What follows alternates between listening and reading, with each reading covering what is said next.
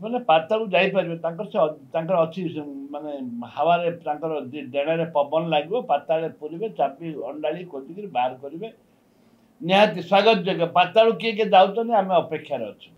କ'ଣ ଥିଲା ପୁରୁଣା ଲିଷ୍ଟ ବାହାର କରାଯାଉ ପୁରୁଣା ଲିଷ୍ଟ ନ ବାହାରିଲେ କିଛି ହେଇପାରିବ ନାହିଁ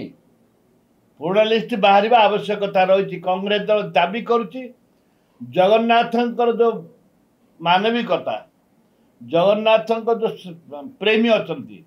ଜଗନ୍ନାଥଙ୍କର ଯେଉଁ ଭକ୍ତ ଅଛନ୍ତି ତାଙ୍କ ସେଣ୍ଟିମେଣ୍ଟ ଆଧାର କରି ମୁଁ କହିବାକୁ ଚାହେଁ ଯେ କ'ଣ ଲିଷ୍ଟ ଥିଲା କ'ଣ ବର୍ତ୍ତମାନ ବାହାରିବ ତାକୁ ତର୍ଜମା କରାଯାଉ ମୁଖ୍ୟମନ୍ତ୍ରୀ କହିନାହାନ୍ତି ବିଜେପିର ବଡ଼ ବଡ଼ ନେତା ଯେଉଁ ଦିଲ୍ଲୀରୁ ଆସି ସମସ୍ତେ କହିଲେ ପାତାଳରେ ଥିଲେ ମଧ୍ୟ ଆମେ ଖୋଜିକିରି ବାହାର କରିବୁ ବୋଲି କଥା କହିଥିଲେ ପାତାଳକୁ ବିଜେପି ବାଲା ଯାଇପାରିବେ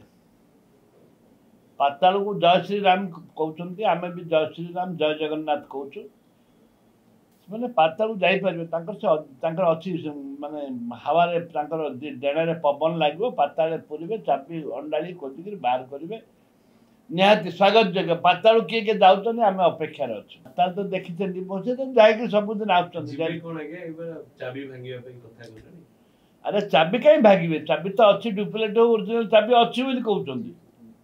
ଚାବି କାହିଁ ଭାଙ୍ଗିବେ ଚାବି ତ ଅଛି ଡୁପ୍ଲିକେଟ୍ ହଉ ଓରିଜିନାଲ ଏଇଟା ଲୋକଙ୍କୁ ଦେଖାଇବା ପାଇଁ ଚାବି ଭାଙ୍ଗିବେ ଡୁପ୍ଲିକେଟ୍ ଟିକେ ଓରିଜିନାଲ ସେ ଚାବି ଟେଷ୍ଟ କରାଯାଉ କ'ଣ ହେଇଛି କ'ଣ ନାହିଁ ଆଉ ପାତାଳ କାହିଁ ଚାବି କାହିଁ ଭାଙ୍ଗିବେ ସେମାନେ ତ ପ୍ରତ୍ୟେକ ଦିନ ରାତିରେ ପାତାଳକୁ ଯାଉଛନ୍ତି ବୁଲି ବୁଲି ଆସୁଛନ୍ତି ପ୍ରତ୍ୟେକ ଦିନ ରାତିରେ ପାତାଳକୁ ଯାଉଛନ୍ତି ଏବଂ ବୁଲି ବୁଲି ଆସୁଛନ୍ତି ଦେଖାଯାଉ ଚାବି କେତେ ଦିନରେ ମିଳିବ ତାପରେ ଦେଖାଯିବ ହେଲା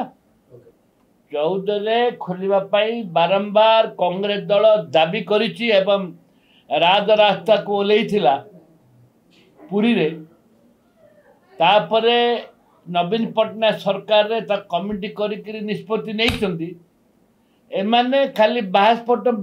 ବିଜେପି ବାହାସ୍ପଟ ମାରିଛି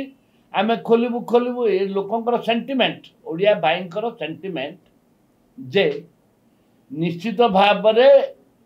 ରତ୍ନ ଭଣ୍ଡାର ଖୋଲିବା ଦରକାର ଏଇଟା ଓଡ଼ିଆଙ୍କର ସେଣ୍ଟିମେଣ୍ଟ ଦେଶ ବିଦେଶରେ ଯେଉଁ ଓଡ଼ିଆ ଭାଇମାନେ ଅଛନ୍ତି ତାଙ୍କର ସେଣ୍ଟିମେଣ୍ଟକୁ ଆଧାର କରି ଖୋଲାଯାଉଛି